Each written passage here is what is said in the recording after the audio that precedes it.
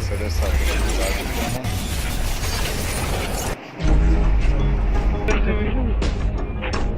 दुकान तो बार बार कह रहे हैं दुकान कौन मांग रहे हैं, पता नहीं खान साहब खुद अपने आप को एनआरओ नहीं देगा। जैसा शाह महमूद कुरैशी साहब कहते हैं कि जो लोन देता है वो डिक्टेशन भी देता है गवर्नर स्टेट बैंक की तरह, आप क्या समझते हैं?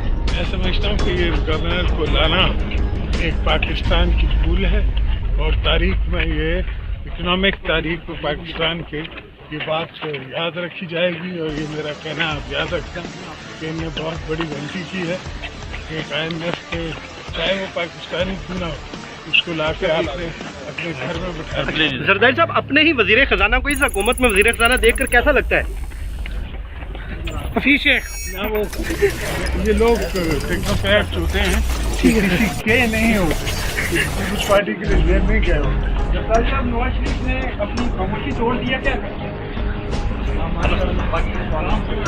Thank you.